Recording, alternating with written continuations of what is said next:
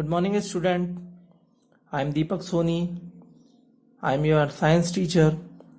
Today, I am going to start our next chapter is coal and petroleum. ठीक है, next chapter हमारा chapter number 5 है, इसका कोल and petroleum. अब ये कोल और पेट्रोलियम में हमको क्या क्या ऑब्जर्व करना है, आप क्या क्या पढ़ना है. तो renewable and non renewable sources, fossil fuels. अब फॉसिल फ्यूल्स में भी हम लोगों को क्या पढ़ना है, coal, petroleum, natural gas, and next is conservation of fuel. So let us start with introduction. All those things which can be obtained from nature for our use called natural resources. मतलब all those things, बहुत सारी चीजें जो कि हमको nature से हम लोग ऑब्टेन करते हैं. ठीक है, फॉर आवर यूज, हमारे यूज के लिए हम लोग नेचर से ऑब्टेन करते हैं, उसको क्या बोलते हैं, natural resources. We should be thankful to God for blessings us with variety of natural sources.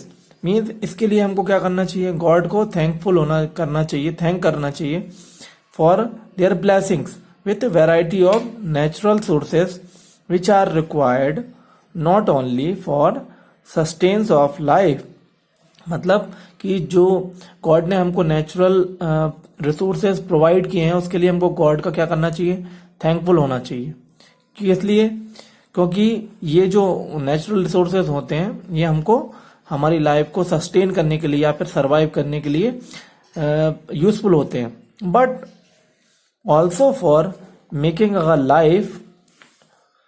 Metal, petroleum, coal, natural gases, ठीक है, etcetera are some natural resources. और इसमें क्या क्या नेचुरल रिसोर्सेज होते हैं, तो but life for making our life more comfortable, इससे हमारी लाइफ क्या हो जाती है, बहुत कंफर्टेबल होती है.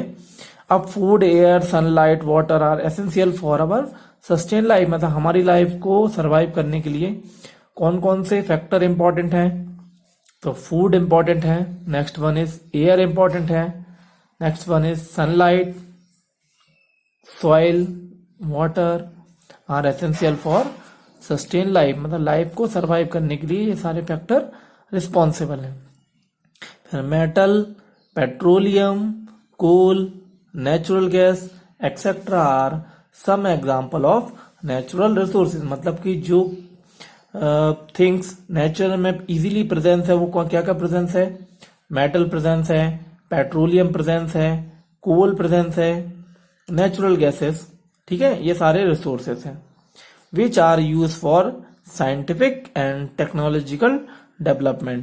मतलब ये सारे जो नेचुरल रिसोर्सेज होते हैं ये किसके लिए रिस्पॉन्सिबल है या किसके लिए जरूरी है, for scientific and technological department. Means हमारी जो साइंटिफिक है या जो साइंस है और उसकी टेक्नोलॉजी के लिए, डेवलपमेंट के लिए ये सारे नेचुरल रिसोर्सेज, या फिर कंट्री डेवलपमेंट के लिए भी ये सारे रिसोर्सेज इंपॉर्टेंट हैं. फिर natural resources can B group into renewable and non renewable resources. मतलब जो नेचुरल रिसोर्सेज हैं उनको हम लोग 2 पार्ट में क्लासिफाइड करते हैं. First one is renewable resources and second one is non renewable resources. अब रिन्यूएबल रिसोर्सेज क्या होते हैं और नॉन रिन्यूएबल रिसोर्सेज क्या होते हैं, उनके बारे में हम लोग डिस्कस करते हैं. तो फर्स्ट है हमारे रिन्यूएबल रिसोर्सेज.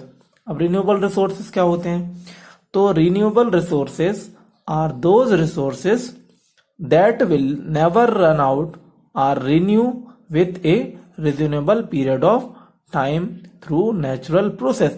मतलब वो रिन्यूएबल सोर्सेज, मतलब जिनको हम लोग क्या करते हैं, that will be never run out और renew, जिनको हम लोग क्या कर सकते हैं, दोबारा रिन्यू कर सकते हैं, ठीक है, विथ एक रिन्यूएबल टाइम के बाद. मतलब एक टाइम पीरियड के बाद हम इसको दोबारा क्या कर सकते हैं, रिन्यू कर सकते हैं, ठीक है, और रिन्यू कर सकते हैं. फिर उसके बाद क्या होते हैं, तो नेचुरल प्रोसेस से हम लोग इसको दोबारा क्या कर सकते हैं, रिन्यू कर सकते हैं, ठीक है.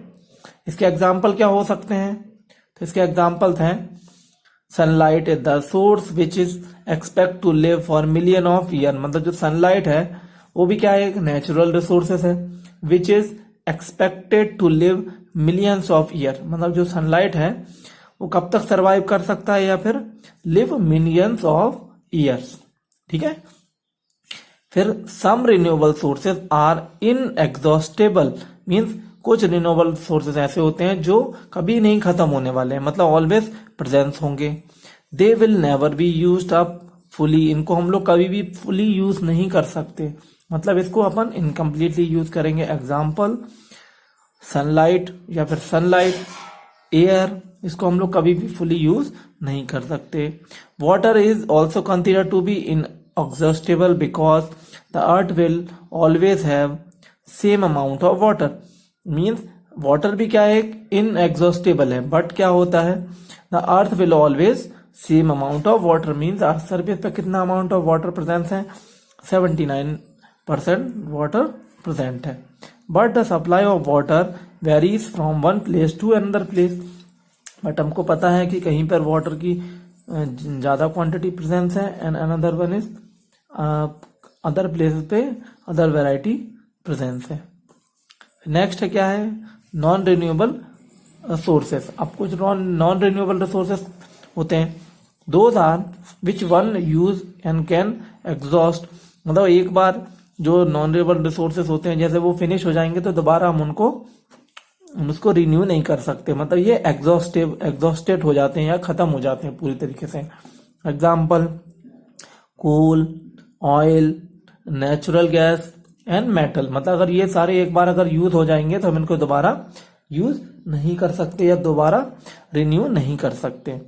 Among the non renewable resources, the non recyclable resources such as coal, petroleum, natural gas can not be replace at all time, mean जो नॉन रिन्यूएबल रिसोर्सेज होते हैं उनको हम दोबारा रिसाइकल नहीं मतलब दोबारा कन्वर्ट नहीं कर सकते। सच एज कोल, पेट्रोलियम और नेचुरल गैस, इनको हम लोग दोबारा रिन्यू नहीं कर सकते। Coal, natural gas and petroleum take millions of year to form, मतलब कि जो कोल, नेचुरल गैस और पेट्रोलियम होता है इनको फॉर्म होने में कितना टाइम लगता है, around millions of years, millions of years इनको फॉर्म होने में लगता है, ठीक है। Their supplies are finish much faster than the new supply can be form, मतलब ये इतनी तेजी से फिनिश होते हैं कि इनको दोबारा रिन्यू होने में तो मिनिमम ईयर टाइम लगता है, लेकिन एक बार ये फिनिश होंगे तो इनको दोबारा न्यू सप्लाई फॉर्म होने में काफी ज्यादा टाइम कंज्यूम होगा। फिर some of non renewable resources can be use more than once, मतलब जो भी नॉन रिन्यूएबल रिसोर्सेज होते हैं उनको हम लोग only more than one time ही यूज कर सकते हैं। For example aluminium once moulded can be reprocess and reused in another item, अब कुछ जैसे एल्यूमिनियम उसको हम लोग रीमोल्ड करके रीयूज कर सकते हैं या रीप्रोसेस करके रीयूज कर सकते हैं, ठीक है। Therefore there are some these are therefore recyclable non resources, मतलब कुछ ऐसे भी होते हैं जो रिसाइकेबल नॉन रिन्यूएबल सोर्सेज होते हैं, बट क्या होते हैं वो भी हम लोग एक सम टाइम तक ही उसको रिन्यू कर सकते हैं या फिर रिसाइकल कर सकते हैं, ठीक है। तो ये हमारा डिस्क्रिप्शन था कि रिसोर्सेज क्या क्या होते हैं जहां से हम इसको ऑब्टेन करते हैं, नेचुरल रिसोर्सेज, और दो टाइप के रिसोर्सेज होते हैं, renewable and non renewable resources, ठीक है।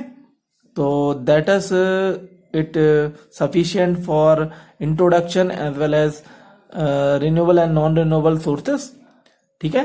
तो इतना सफिशिएंट है हमारा रिन्यूएबल और नॉन रिन्यूएबल सोर्सेज के बारे में। फिर नेक्स्ट क्लास में हम लोग डिस्कस करेंगे जो फॉसिल फ्यूल्स होते हैं उसको हम लोग कैसे ऑब्टेन करते हैं और उनके क्या क्या टाइप्स होते हैं, ठीक है student. So let us sufficient for today's introduction.